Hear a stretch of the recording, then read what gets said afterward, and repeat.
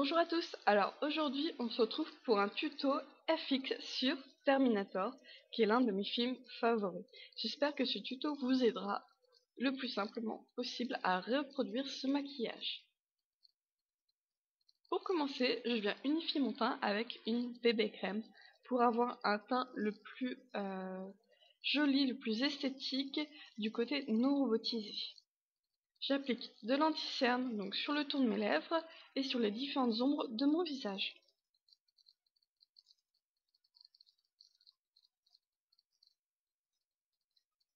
Je viens ensuite poudrer avec un bronzer pour avoir un côté le plus mat possible, le plus bronzé. Je viens redessiner mes sourcils à ma façon habituelle, donc que je refais tous les jours. Avec une cire, je les brosse et je viens appliquer de l'anti-cerne dessous. Je vais venir créer un smoky. Donc j'applique une base, donc c'est un fard crème foncé, donc sur le tour de mon œil. Puis avec la Nike basique, je viens appliquer ma lumière dans le coin et sous le sourcil, un fard de transition, puis un fard simple.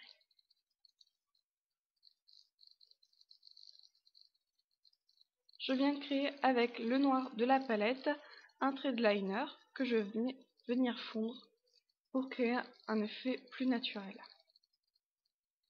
Avec mon crayon Perversion d'Urban Decay, je l'applique dans l'intérieur de mon œil. J'applique ensuite le blush de chez Kiko, qui est un rose à paillettes dorées dont je n'ai plus le nom, et un gloss nude. Et voici pour le côté, on va dire, classique du maquillage.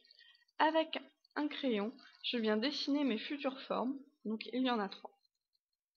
Je viens avec du latex liquide, des mouchoirs et des cotons-tiges créer mes blessures, on va dire. Donc si vous voulez un tutoriel plus précis, je vous conseille d'aller voir ma vidéo sur la planète des singes, où j'ai vraiment expliqué le latex. Donc là, c'est la partie la plus longue. Donc on vient prendre un mouchoir, on applique du latex, on revient avec une couche de mouchoir et on attend que le tout sèche. Donc le latex sèche quand il devient transparent, donc vous voyez ici. Et une fois qu'il est sec, donc vous allez venir avec une pince à épiler, créer des fentes. Donc pour la blessure du haut, je fais un rond le plus rond possible pour faire une sorte d'impact de balle.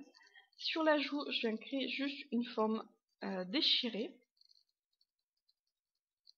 Et donc sur toute la moitié du visage, je viens juste décoller une partie du latex pour créer une peau qui se serait vraiment arrachée sur toute une partie du visage.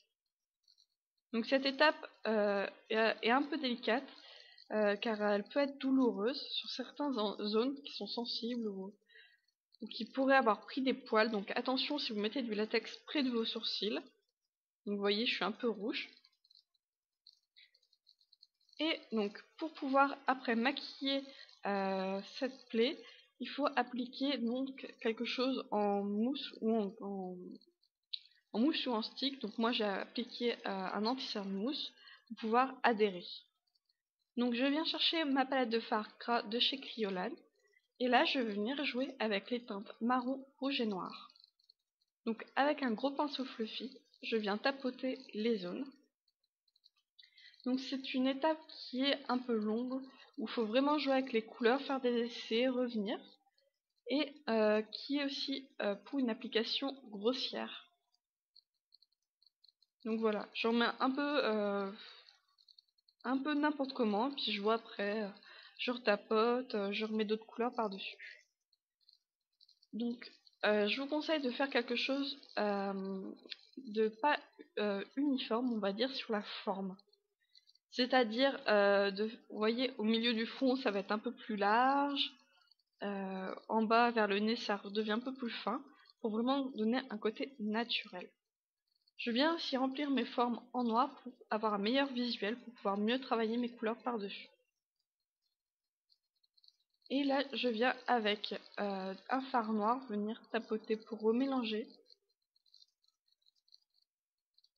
Donc, le fard gras noir marron de chez Kryolan va me permettre de donner une côté blessure, on va dire, qui ne vient pas d'être faite, un peu moins sanglante.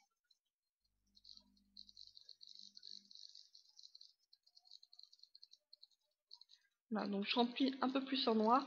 Ça aide vraiment à mieux visualiser le maquillage à la fin pour voir quelle couleur il vous manque. Donc pour l'application du faux sang, j'utilise dans un premier temps un faux sang en gel. Ça permet d'adhérer au latex. Le latex est assez compliqué à travailler. Ça va permettre de mieux adhérer et de ne pas avoir cet effet coulant. Donc je l'applique sur toute la partie donc, des déchirures. Vous voyez, en faisant des parties sur la joue qui sera plus épaisse au niveau du sang.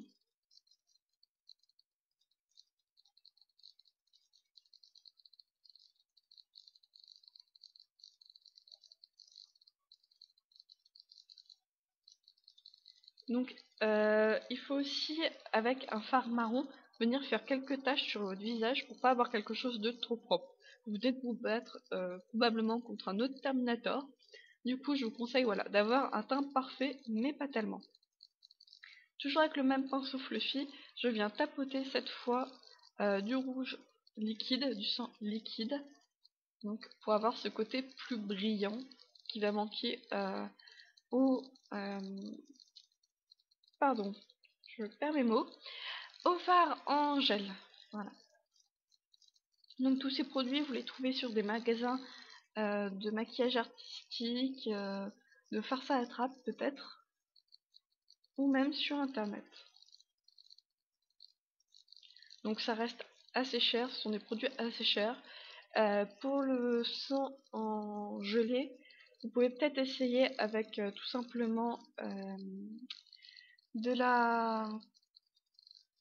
Décidément aujourd'hui, de la confiture sans graines en fait, hein, sans grains de fraise, quelque chose de comme ça, de confiture de mûre ou de cerise peut-être. Donc là, je viens appliquer au pinceau, donc qui est un fard liquide de chez Fardel, donc qui est un métal argenté, et avec mon Wolf noir, je viens remplir toute ma zone. Donc le fard argenté est un fard liquide qui est très bien parce qu'en fait il va refléter la lumière comme vraiment du métal liquide. Donc je viens l'appliquer grossièrement au pinceau. Donc pour mes pinceaux, ce sont des simples pinceaux de peinture qu'on achète moi je les prends à Cultura et je teste voilà, des pinceaux qui restent assez souples pour le visage, assez agréable. Pas besoin d'investir dans des pinceaux, des kits de pinceaux qui vous vendent dans les sites à je ne sais combien d'euros. Moi je dois les payer 5 ou 6 euros mes kits. Donc avec mon fard noir de chez Wolf, je viens redessiner des zones. Donc dans ma face grise, tout simplement pour pas donner quelque chose de trop plat. Voilà, de plus réel. Donc pour ce maquillage, j'ai essayé de m'inspirer un maximum de photos que j'ai prises sur internet, donc des films. Mais pour cette zone-là, j'ai été, on va dire, au feeling.